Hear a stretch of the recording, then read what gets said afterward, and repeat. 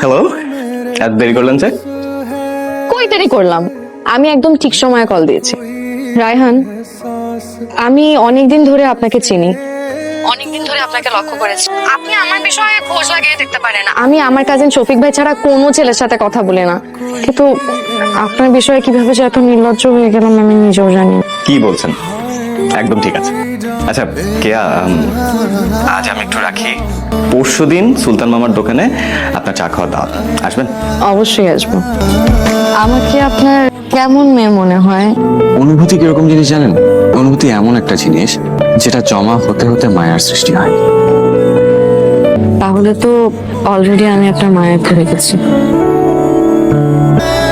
আমার প্রতি এরকম মায়া ও কখনো দেখায়নি। তাহলে চলেন একটু ঘোরাঘুরি করি। আসসালামু আলাইকুম। ওয়ালাইকুম আসসালাম। কাকে চাই? মানে রায়হান বলেছে যে ভাইয়া ভাবি নাকি অনেক ভালো, তাই আমাকে আসতে বলেছে। কি মনে করে হঠাৎ? ভাবি আজ রায়হানের জন্মদিন, ওর ফোনটা বন্ধ, তাই রায়হান আসে না কেন? আমি কি চলে যাব? না না না, চলে যাবে কেন? বস, ও চলে আসবে এক্ষুনি। কেমন লাগছে আপনার? খুব ভালো লাগছে। মনে হচ্ছে জীবনে কোনো গ্লানি নেই, কষ্ট নেই, শান্তি নেই, জীবন সুন্দর। তো আজ আপনি হঠাৎ করে মানে এমন একটা সুন্দর দিনে আমি আপনাকে উইশ করব না? আমার পাশে থাকতে ভালো লাগে। খুব ভালো লাগে। আর কতদিন আমার পাশে থাকতে চান? যতদিন আপনি সুযোগ দিবেন। ভালোবাসবো না করেও আপনাকে ভালোবেসে ফেলেছি। Happy birthday. কেকটা কাটি। Happy birthday to you.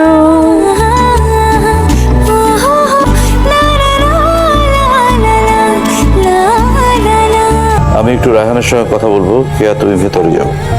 আচ্ছা ঠিক আছে, তাহলে তোমরা দুজন বসে গল্প করো, আমি তাহলে রান্না বান্নার প্রিপারেশন নিয়ে আসি। তুমি কি ভাবছো আমি কিচ্ছু বুঝি না? তোমার মতো অযোগ্য লোককে আমি চাকরিচ্যুত করেছিলাম, সেই ক্ষোভ থেকে তুমি আমার মেয়েকে টার্গেট করেছো প্রতিশোধ নেওয়ার জন্য। তোমার এই আশা আলতাফ চৌধুরী কখনো পূরণ হতে দেবে না, কথাটা মনে রেখো। রায়হান কোথায়?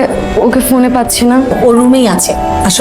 ভাইয়া, যদি কোনো হেল্প দরকার হয় ওকে চলছো। হ্যাঁ, জি ভাইয়া, অবশ্যই। সমস্যা কি খুব ভয়াবহ? একদম ডিরেক্ট রুমে চলে আসছো? অবশ্যই ভয়াবহ। আমার বাবার তোমাকে পছন্দ হয়নি, শফিক ভাইয়ের সাথেই নাকি আমাকে বিয়ে দিবে, সবকিছু ফাইনাল। তাহলে এক কাজ কর, শফিকের আংটিটা হাতে পরে ফেলো। কি বলছো তুমি এসব? শোনো, 18 তারিখ আমার এঙ্গেজমেন্ট। আমি যদি শফিক ভাইকে কোনোভাবে ম্যানেজ না করতে পারি, তাহলে তুমি আমাকে নিয়ে পালাবে। কথা বলছো না কেন? না, তুমি পালাবো না। রায়হান পালায় না।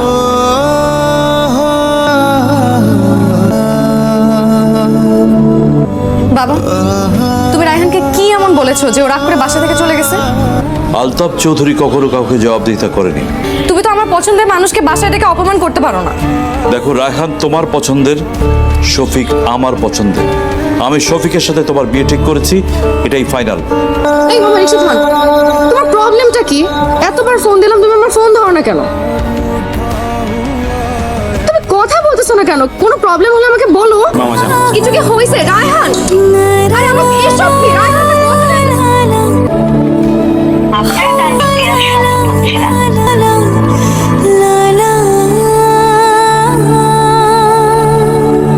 কিছু কথা বলার জন্য আসছি। আরে বাবা, সেটা তো বাসায় গিয়ে বলা যেত। না, বাসায় বলতে পারবো না। আমার মনে হলো যে এখানেই বলা দরকার, আর এখনই বলা দরকার। ঠিক আছে, বল। আমি শফিক ভাইকে বিয়ে করব। আমার কাছে মনে হলো যে তোমাদেরকে খুশি রাখাই আসলে অনেক বেশি ইম্পর্টেন্ট। এঙ্গেজমেন্টের প্রিপারেশন নেওয়া স্টার্ট করো বাবা।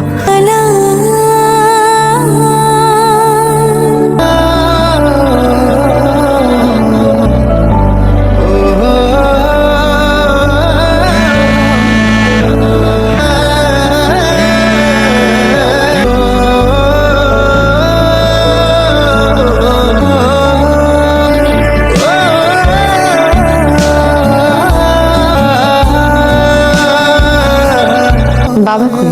আর আপনার ছেলে কোথায়? দেখতো। মামা তো শফিক ভাইজানকে নিয়ে আংটি বদল করতে গেছে, আরো নাকি দামি আংটি নিতে হবে। তুই দাঁড়া।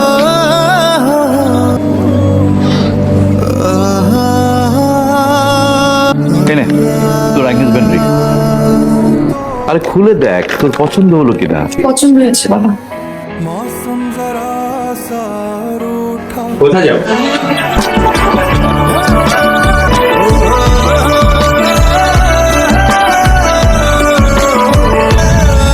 রায়হান, এত কিছুর পরেও তুমি যে আমার ডাকে সাড়া দিয়ে আবার এখানে এসেছো, এই জন্য আমি তোমার কাছে কৃতজ্ঞ। তোমার সাথে ঘটে যাওয়া প্রত্যেকটা ঘটনার জন্য আমি খুবই লজ্জিত। আমাকে ক্ষমা করে দেবো বাবা। তোমার চাকরিটা শফিককে দিয়েছিলাম, ভেবেছিলাম আমার মেয়েটা সুখে থাকবে। আমি আসলে ব্যর্থ বাবা। আমি বুঝতেই পারিনি আমার মেয়ের সুখ আসলে তুমি। আমাকে ক্ষমা করো বাবা। আঙ্কেল কি বলছেন? অবশ্যই। কি সারপ্রাইজটা কেমন লাগলো? কি এত চিন্তা করতেছিস কেন? সবকিছু আলোচনা করেই হয়েছে, কোনো সমস্যা নেই। এবার অন্তত একটু হাস।